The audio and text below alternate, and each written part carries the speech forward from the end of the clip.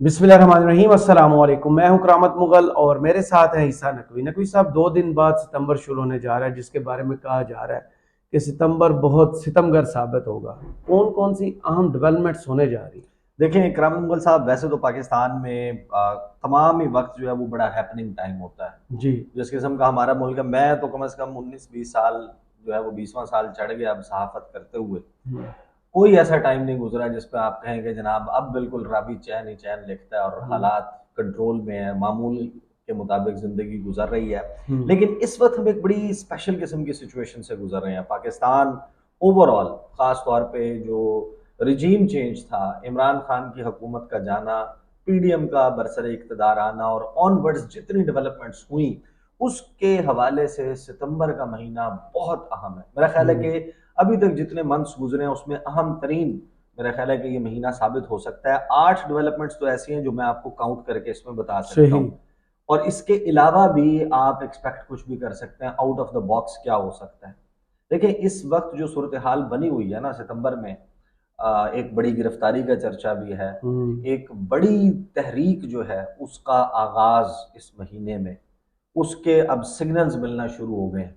और आपको पता है कि जो वकला की तहरीक होती है वो बड़ी डेंजरस हुआ करती है। जी। उसके अब माहौल जो है वो बनता हुआ दिखाई दे रहा है। खास तौर पे ये कुछ ऐसी डेवलपमेंट्स हैं जिनकी वजह से है। वो गिरफ्तारी केस की है, फिर सुप्रीम कोर्ट में एक बड़ी तब्दीली है, और भी बहुत सारी चीजें हैं जो होने वाली हैं। वन बाय वन उनको डिस्कस कर लेते हैं। जी। देखें, एक तो मामला है कि इमरान खान इस वक्त गिरफ्तार है। सही। इमरान खान गिरफ्तार रहते हैं तो भी बेयकीनी कायम है। ये वो डेवलपमेंट्स हैं जो इस सारे मामले को जो है वो एग्रीवेट करेंगे। सही। खान साहब गिरफ्तार नहीं रहते, रिहा हो जाते हैं।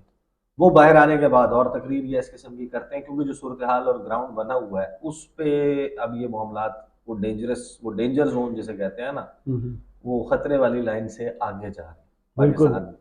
जो शहबाज शरीफ साहब का दौरे हुकूमत था, बदतरीन महंगाई, उस तमाम वक्त के दौरान उनके किए हुए फैसले, उसकी वजह से वो नहज आ चुकी, वो स्टेज आ चुकी कि लोगों के पास अब वो हाथ भी मौजूद नहीं रहे। जो सफ़ेद पोश तबका है, मैं बाकियों की बात नहीं कर रहा, जो वैसे ही मांग के गुजारा करता था, बाकी वो लोग जो जिनके अखराजात उनकी इनकम से बहुत ज़्यादा बढ़ गए थे, उनके पास अब वो लोग भी नहीं बाकी रहे कि जिनसे वो उधार मांग सकते थे। बिल्कुल। मांग लिया ना आपने, एक महीना एक से मांग लिया, दूसरे से, तीसरे से, चौथे से, आप किससे मांगे? तो हालात उनके आए हुए वहाँ पे। जो कोई चीज़ बेच सकता था, जो चीज़ें अपनी डिस्पोज ऑफ करके अपने अखराजात चला सकता था, बच्चों की फीसें दे सकता था, बिजली के बिल, ये सब कुछ कर सकता था, वो भी कर चुका। तो मामला आ गया वहाँ पे। तो खान साहब का गिरफ्तार रहना या रिहा हो जाना, दोनों सूरत में सितंबर का महीना जो है वो इस हवाले से बहुत अहम है। बिल्कुल। क्योंकि पीटीआई ने इलेक्शन कमीशन ऑफ पाकिस्तान को ये कहा है कि जनाब हमारे गिरफ्तार लोगों को रिहा किया जाए, इलेक्शन लड़ना है हमने। जी। एक लेवल प्लेइंग फील्ड जो है वो दी जाए।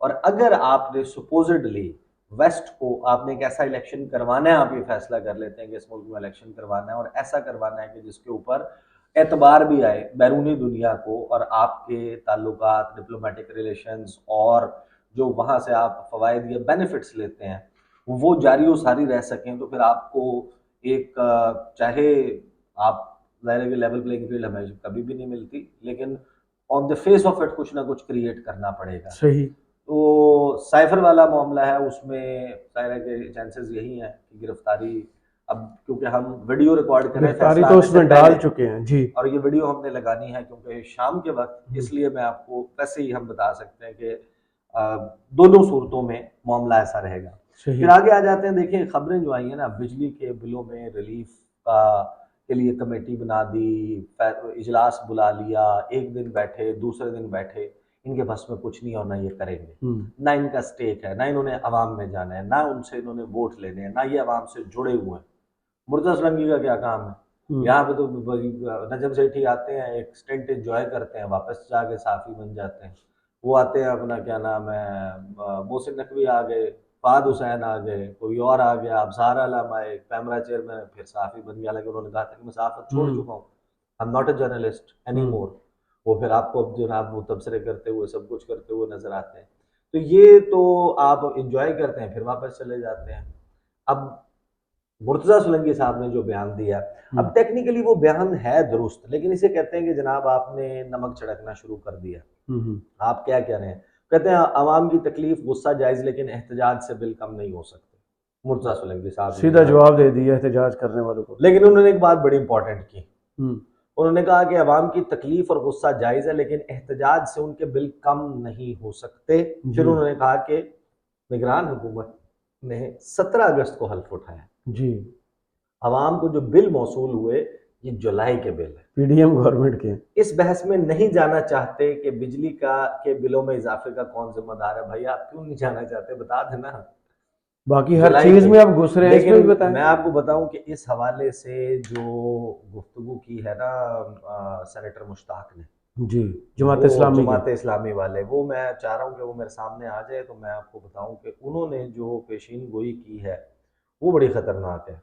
वो ये कहते हैं कि 90 रुपए पे अवाम तैयार हो जाए। जी, वो हमन मीर के शो में थे, वहां बोला सितंबर के बिल में फी जी। यूनिट 90 रुपए में जो फी यूनिट है वो 90 का हो जाएगा। वैसे 90 का होगा नहीं, कैपिटल टॉक में थी। हाँ वो, लेकिन वो जो पेशीन गोई कर रहे हैं ना वो इसी किस्म के हैं मामलात। अब एस्केलेशन की तरफ जा रहे हैं, बिल भी बढ़ेंगे, पेट्रोलियम प्रोडक्ट्स की प्राइसेस भी बढ़ेंगी।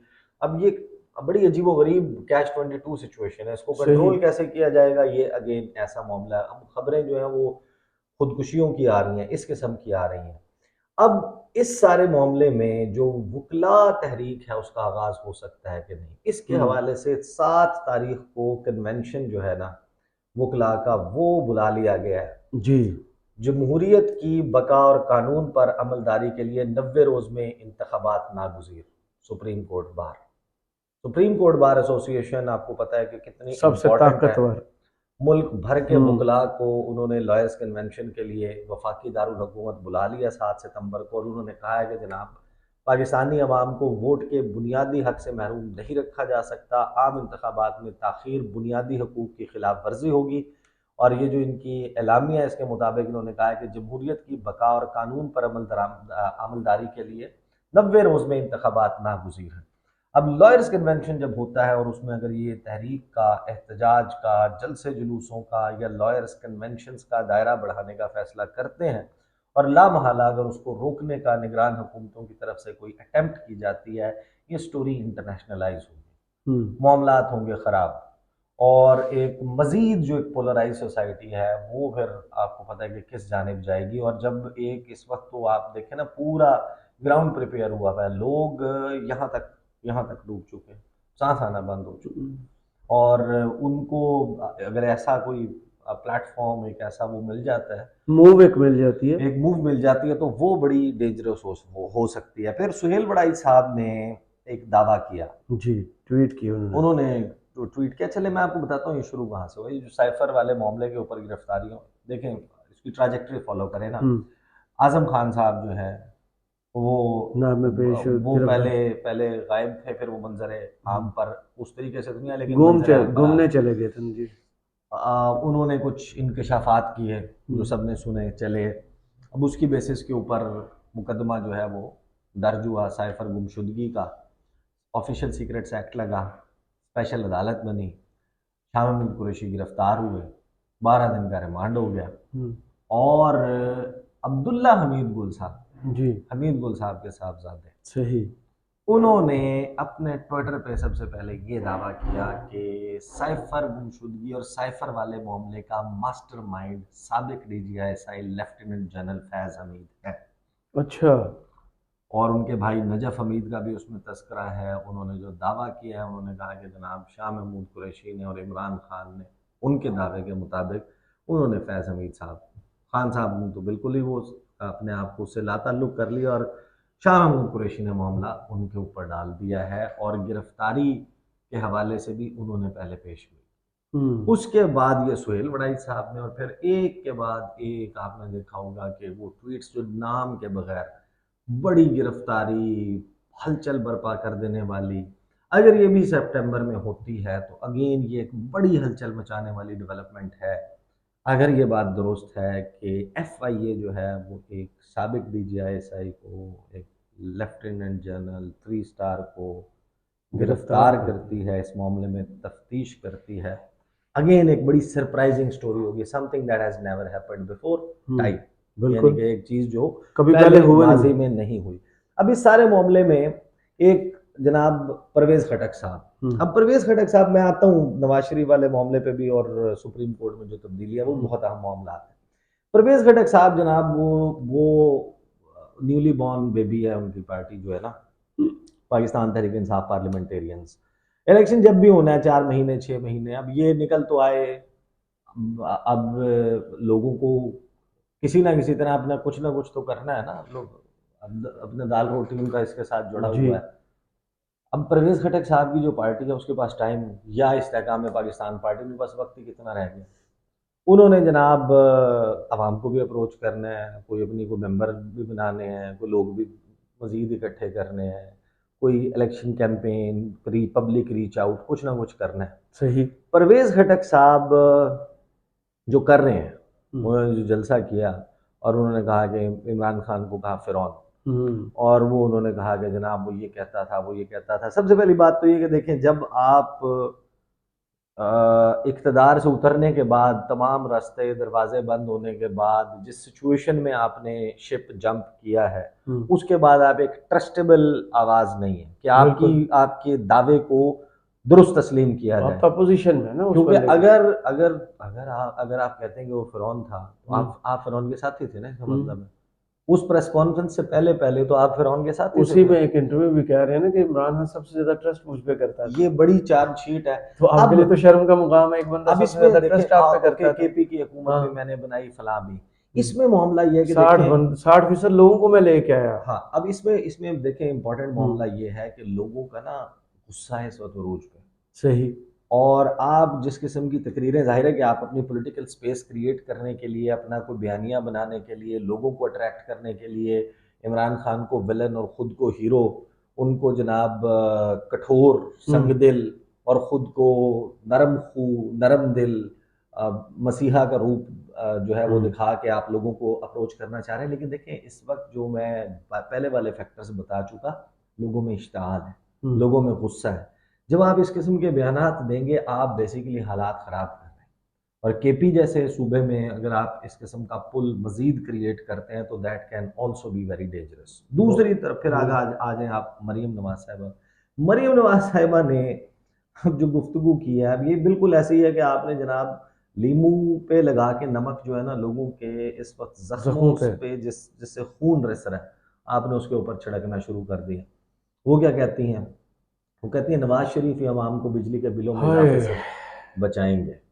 कैसे?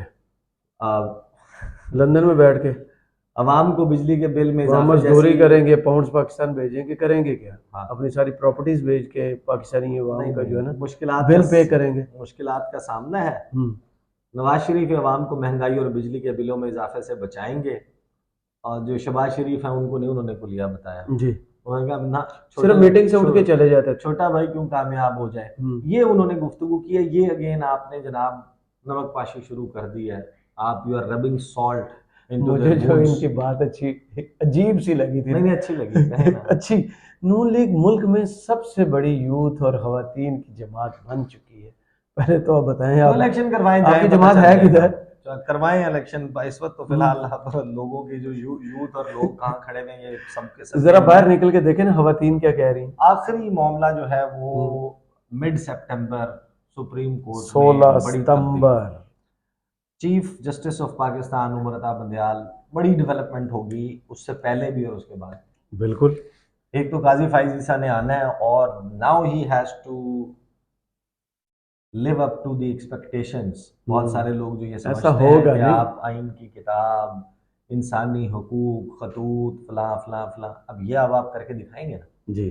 लेकिन इस तब्दीली से पहले देखें इसमें जाहिर है कि अब ये बहुत सारे इलेक्शन वाला मामला, इमरान खान के केसेस, उनकी गिरफ्तारी रहने ना रहने का मामला, ये अल्टीमेटली एंड अप करना है जस्टिस काजी फाइज ईसा के सामने। बिल्कुल। पीटीआई के लोगों के केसेस ने एंड अप करना है उनके सामने, वो मसीहा बन बहुत सारे। तो वो क्या कर पाएंगे क्या नहीं कर पाएंगे, इससे हटके उमर अता बंदयाल साहब जो है उन्होंने जाने से पहले कुछ फैसले जो है उनको तहरीर करना, वो लिखना मैं तफसील सुप्रीम नोट कोर्ट में ही पलट था, आपको पता है, कल मेरी भी मुलाकातें काफ़ी हुई। करना शुरू कर दिया जी है। जी, मेरे जो दोस्त थे उनके मुताबिक तो उन्होंने अब चैम्बर वर्क शुरू कर दी है, और बहुत मुश्किल है इन चीज़ों के, जो बड़े बड़े फैसले एक्सपेक्ट किए जा रहे हैं वो फैसले हैं। वो फैसले आए अब जाहिर है कि ये उन्होंने जाने से पहले देने हैं, तो एक बड़ा हैपनिंग टाइम है जिसमें हम दाखिल हो रहे हैं। और 2 दिन के बाद सितंबर का महीना सितमगर हो सकता है। सितम ढाएगा। और ये जो स्टेज इस वक्त बना हुआ है, अल्लाह खैर करे, पाकिस्तान को महफूज रखे, पाकिस्तान में लोगों को महफूज रखे, और हमारे लिए कोई बेहतरी की सूरत पैदा हो, जिसका एक इशारा हमने लास्ट वीडियो में दिया। जी, बहुत शुक्रिया ईसा नकवी, आपके तजिए का। कमेंट्स बॉक्स में ज़रूर बताइएगा ये वीडियो आपको कैसी लगी। इजाज़त दीजिए, अल्लाह।